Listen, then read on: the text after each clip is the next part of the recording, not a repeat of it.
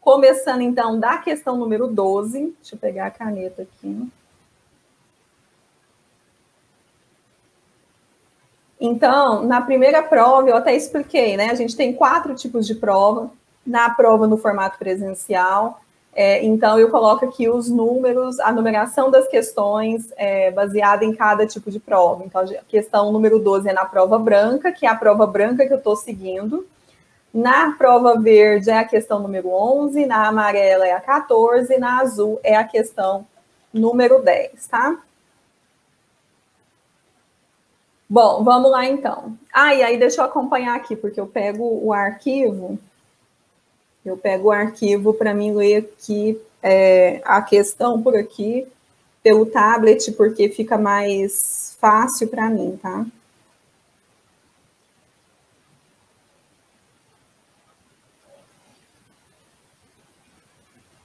Porque a leitura aqui no computador cansa a minha visão.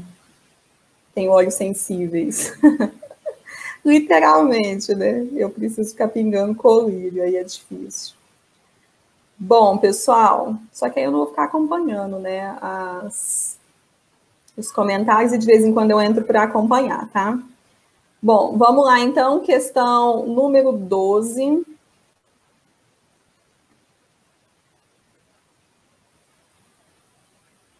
Aí, questão número 12. No exercício social de 2020, uma distribuidora de produtos alimentícios efetuou as seguintes operações. Então, tem as operações que ela efetuou aqui. Compra de estoques de mercadoria para venda no curto prazo, no valor de R$ 175 mil. Vendas de mercadorias registradas em estoque no curto prazo, oferindo uma receita líquida. Então, fique atento que ele já disse que é líquida, tá? De R$ 370 mil.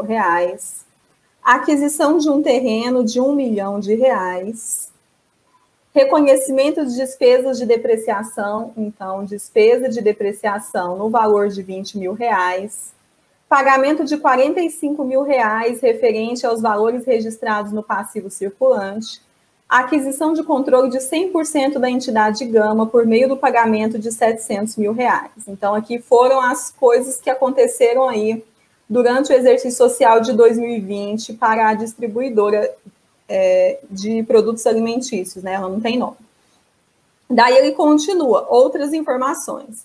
A entidade manteria o terreno para valorização do capital a longo prazo, não pretendendo vendê-lo no curto prazo. As aquisições de terrenos as aquisições do terreno e da entidade Gama, porque ele comprou a entidade Gama, né, por 100% dela, foram com base em recursos provenientes do caixa. As compras e vendas de mercadorias e pagamentos de passivos foram realizados em dinheiro. Em 2020, o custo das mercadorias vendidas foi de R$ 130 mil. Considerando somente as informações apresentadas e admitindo que estas são as únicas relevantes para o encerramento do exercício, é correto afirmar que em 2020 o balanço patrimonial da distribuidora apresentou, letra A, diminuição de R$ 175 mil no seu ativo total. B, aumento de R$ 980 mil em seus ativos imobilizados. C, diminuição de R$ 1.505.000 em seus ativos circulantes. D, aumento de R$ 1.700.000 em seus ativos não circulantes. Bom, a gente tem aí, então, situações, né? A gente tem duas situações separadas. A gente tem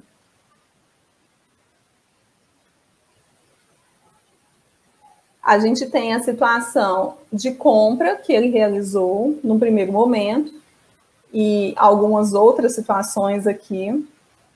Compra, venda, aquisição, reconhecimento de despesa, enfim, situações típicas do exercício dele de 2020. E aqui umas outras situações que vão complementar aquelas informações que a gente tem. E aí, no final, ele está pedindo aqui para a gente, mediante o balanço patrimonial, as situações aqui. Então, a gente vai ter que saber se o ativo aumentou ou diminuiu, se os ativos imobilizados aumentou ou diminuiu, os ativos circulantes, os ativos não circulantes. A forma mais tranquila de resolver essa questão seria fazendo os lançamentos passo a passo. Então, em cada item que a gente tem aqui, a gente fazer o lançamento baseado numa situação como se a entidade já existisse, né? Vamos supor que ela já existia em 2019, agora em 2020 está acontecendo isso, para a gente ter um equilíbrio ali, ver se aumentou ou não cada grupo de contas. No final, eu trago até uma proposta de a gente quase montar um balanço patrimonial, mas aí vai ser mais didático, porque eu entendo que na hora da prova você não vai ficar montando razonete igual eu vou fazer aqui. Então, na hora da prova, você opta por resolver da forma mais rápida possível, você resolve no cantinho da prova mesmo, e tenta analisar por grupos de conta, fazendo um rascunho ali, tá? Nada de ficar fazendo razonete na hora da prova. Bom, aí eu vou, então, colocar item por item e complementar com aquelas outras informações que a gente tem. Então, a primeira situação é compras de estoque de mercadorias para venda no curto prazo, no valor de 175 mil. Então, ele já falou que é no curto prazo, ou seja, circulante, no valor de 175 mil reais. E aí, lá nas informações complementares, ele falou que as compras e vendas de mercadorias e pagamentos de passivos foram realizadas em dinheiro. Ou seja, se é dinheiro, a gente vai utilizar a conta caixa. Então, ele comprou mercadorias que vão para o estoque. Essas mercadorias, para essa venda, foi uma venda de curto prazo, no valor de 175 mil reais, e foi feito o pagamento através da conta caixa. Então, o lançamento ficaria assim: débito em mercadoria, 175 mil, crédito na conta caixa, 175 mil reais. E aí, até aqui, tudo bem, né? Bom, no próximo item, ele vai dizer lá que as vendas de mercadorias registradas no estoque de curto prazo, que foi esse estoque que a gente acabou de fazer o lançamento, auferindo uma receita líquida de 370 mil reais. Ou seja, a gente tinha uma quantidade ali de estoque, a gente vai vender uma parte, e essa parte que vai ser vendida vai gerar uma receita líquida. E aí, novamente, eu coloquei essa informação aqui, que é as informações complementares, que as compras e as vendas de mercadorias e pagamentos de passivos foram realizados em dinheiro. Então, a gente vai novamente fazer essa venda, e essa venda vai entrar na conta caixa. E ele também disse que em 2020 o custo das mercadorias vendidas foi de 130 mil. Então, se é o custo das mercadorias vendidas, que é o CMV, a gente vai entender que são essas vendas que foram registradas aqui, né? Então, a gente teve um custo de 130 mil, a gente vendeu o que estava em estoque no valor de 130 mil, e com a venda a gente teve uma receita de 370. Então, o lançamento vai ficar assim: lá em mercadorias a gente já tinha 175 mil, agora a gente vai creditar, então, um valor de 130 mil, que é o valor que está sendo vendido. A gente vai colocar, então, o débito do custo das mercadorias vendidas que o enunciado nos trouxe, e a gente vai ter a situação de venda. Então, a gente vai ter uma receita de 370 mil, crédito em receita líquida, débito em caixa de 370 mil. Então, a gente vai ter esses 4 lançamentos, né, para esse segundo momento. No terceiro momento, ele falou lá de aquisição de um terreno no valor de R$1 milhão. E aí a entidade manteria, essas daqui já são informações complementares, a entidade manteria o terreno para valorização do capital a longo prazo, não pretendendo vendê-lo no curto prazo. E a outra informação é que as aquisições de terreno e da entidade Gama foram com base nos recursos provenientes do Caixa. Então, tanto a compra do terreno quanto da entidade Gama também saíram do Caixa. Então, o que a gente vai ter aqui? A gente vai ter o lançamento do terreno que foi comprado, então, propriedade para investimento. E aqui tem uma dica, né? Eu até comentei sobre isso num vídeo de resolução da prova da Consuplan. Também caiu isso lá no concurso da Consuplan. Não, Consuplan não, gente, da Codevasp. A banca era CESP e a prova para Codevasp. E lá caiu uma questão sobre isso. Então, a gente tem que... eu vou até pegar aqui o número. É a NBCTG 28. Na NBCTG 28, que trata de propriedades para investimento, ele vai dizer isso, que quando você tiver uma aquisição de um terreno e ele seja para valorização do capital a longo prazo, você vai lançar ele como propriedade para investimento e não somente como terrenos lá na conta do ativo não circulante. Então, aqui eu já fiz o lançamento baseado nisso, tá? Talvez você tenha resolvido e tenha colocado terreno, mas esse é só um detalhe mesmo da própria NBC-ETG 28, tá? Então, débito, propriedade para investimento terreno, R$1 milhão, crédito, caixa, R$1 milhão, que foi o pagamento aí do terreno. No outro momento, a gente tem também o reconhecimento de despesas de depreciação no valor de R$20 mil, então a gente vai lançar a depreciação, vai reconhecer a despesa. Então, débito, R$20 mil, despesa de depreciação, crédito, depreciação acumulada, R$20 mil. Depois a gente tem aí pagamento de R$45 mil referente aos valores registrados no passivo circulante.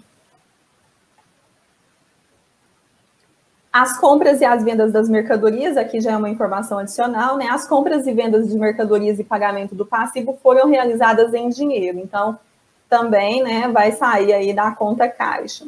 Então, para a gente fazer esses pagamentos, a gente tinha um valor lá, a gente tinha um valor aqui. Passivo circulante, a gente sabe que tem natureza credora. Então, lançamento, a gente já tinha um saldo, vou até escrever saldo aqui, que talvez fica melhor, né? A gente já tinha um saldo ali, uma obrigação que a gente tinha uma dívida. E aí a gente vai pagar desse valor 45 mil. Então, por isso que eu comentei com vocês que a gente ia fazer um lançamento, os lançamentos aqui, baseado que a situação da empresa já estava desenrolando e a gente está aqui apurando o exercício de 2020. Então, já existe uma obrigação ali dos períodos anteriores e a gente vai pagar 45 mil dela. Então, débito, 45 mil reais, crédito, 45 mil reais na conta caixa. E aqui eu coloquei conta como passivo circulante, com uma forma genérica, já que ele não citou a que se referia essa obrigação, tá? Depois a gente tem a aquisição de controle de 100% da entidade Gama por meio do pagamento de R$700 mil. As compras e vendas de mercadorias e pagamentos do passivo foram realizadas em dinheiro, que é aquela observação de que tudo foi feito em dinheiro. Então, a gente vai ter aqui o investimento, só que aqui é em 100%, né? Então, foi praticamente a compra da entidade Gama. Então, a gente vai lançar em investimento, débito de R$700 mil, crédito de R$700 mil na conta caixa. Bom, aí a gente terminou de fazer todos os lançamentos desses itens que estavam aí. Aí eu fiz aqui uma proposta só para a gente ter uma noção do que seria aumentado, né? Então, no final dos lançamentos, o caixa ficou com R$1.550.500 e a conta estoque de R$45 mil. Propriedades para investimento, terreno de R$1 milhão, investimentos da entidade Gama R$700 mil, e no imobilizado, a gente tem a depreciação acumulada de R$20 mil. R$20 mil está negativo, porque a depreciação acumulada é uma conta retificadora do ativo. Então, como ela é retificadora, ela tem uma natureza contrária à natureza predominante do grupo, a gente coloca, então, com um sinal negativo. Ou ficaria com um parêntese, ou então com um tracinho, né? Bom, então aqui representa a mesma situação, tá? É como se um estivesse dentro do outro aqui, né?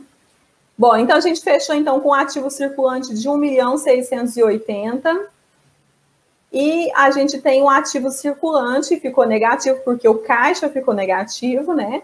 Então a gente tem aqui essa situação, deu um saldo de R$1.505.000 e o ativo total ficou de R$175. Com isso, a gente vai chegar então no gabarito, que vai dar a letra C. Então, a letra A, ele diz diminuição de R$175 mil no seu ativo, mas a gente sabe que não foi uma diminuição, né? O saldo total do ativo ficou de R$175 mil, então tá falso. Letra B, aumento de 980 mil em seus ativos imobilizados, e não, a gente teve um saldo negativo no ativo imobilizado de 20 mil, então falso. Letra C, diminuição de 1.505.000 em seus ativos circulantes, que foi o que gerou, né? Então, esse foi o saldo que a gente teve no ativo circulante, então quer dizer que diminuiu o seu saldo, está verdadeiro. E a letra D, o aumento de 1.700.000 dos seus ativos não circulantes, e está falso. E aí o gabarito ficou sendo a letra C.